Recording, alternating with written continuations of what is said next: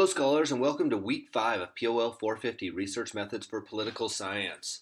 Well, I hope that we all had an enjoyable week 4, and I know that for some of us it was probably a difficult week with not only Thanksgiving and all the activities that are associated with that, but here in Ops we realize that we don't stop for anything.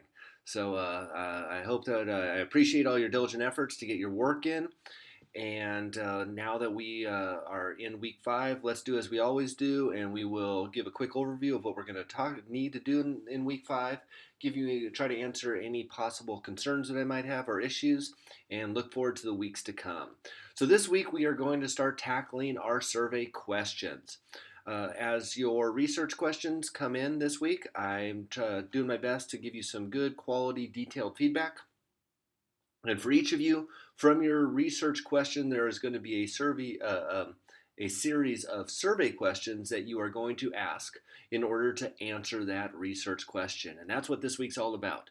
So here we are going to do some reading in chapters 6 and 7, which is going to talk about research, design, and sampling. And then we have, once again, a series of PowerPoints that not only build upon chapter 6 and 7 from the text, but also expand upon it and maybe give you a little more clarification and make it a little more understandable and relevant. So Dr. Kircher, once again, is going to help us out here with a lecture on sampling and survey research. And that transitions directly into our written assignment number 5, because this week I'm going to ask you to write between 5 to 8 survey questions that are related to your research study. And I also ask that you make 3 of these questions should be open-ended, and the remaining can utilize nominal or ordinal level data. So remember, our nominal data, that all we're doing with our nominal data is we are labeling our variable. So that would be something as if you ask, are you male or female? What is your race? What is your hair color? Our ordinal scale data, scale is the key word there, is where we have a scale. And for many of you, you're going to probably want to utilize this type of data. A very popular is the Likert scale. You've probably all been familiar with that.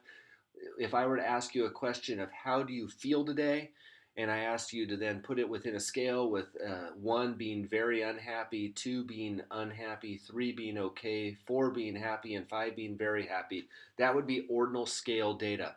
The only problem with that is we have difficulty understanding what's the difference between very unhappy and unhappy. But regardless, because it's in a scale, that is a level of data, or that gives us something that within our statistical world that we can find some sort of statistical significance based upon your answers. And that's why we like our ordinal scale data. And finally, that interval ratio, that's that new numeric scale. If I ask you what the temperature is, what your weight is, how many times you did something, that interval ratio, that numeric scale. And reflecting back on our statistics from last week, we break down our data into these different categories because we can do different things with each one of these data sets. And with our interval ratio and our ordinal scale data, it gives us a little more leverage to do additional different things statistically, find various statistical significance, whether it be a regression, a correlation, with our data, and so we want you to mix up that data. Once again, 5 to 8 questions. Maybe if you lean more towards the 8 side, it would give me a little bit of time to maybe critique yours and tell you which ones I like and which ones I don't like. And remember, for a lot of you, these are going to be very easy questions, especially when it comes to nominal data.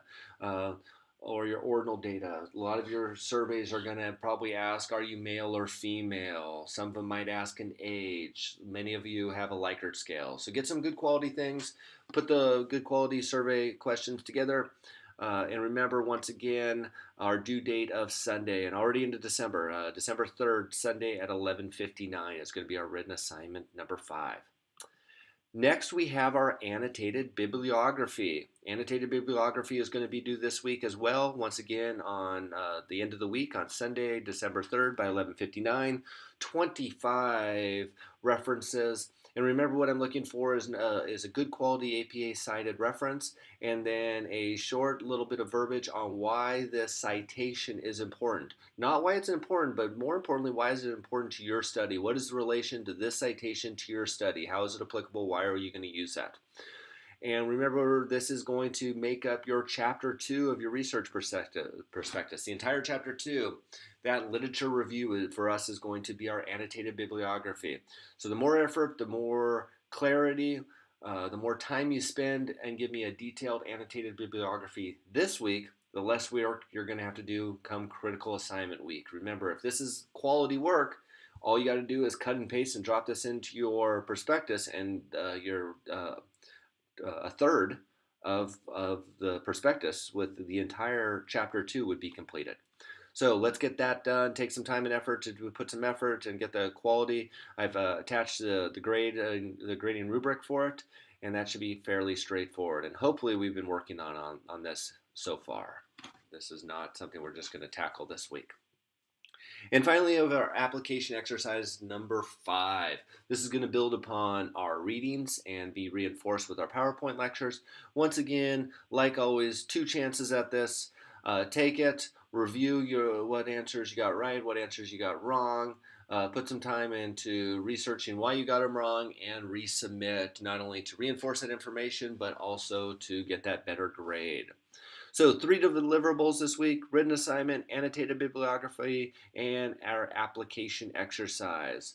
If you have any questions at all, please get a hold of me. Email me so I can get those questions answered for you.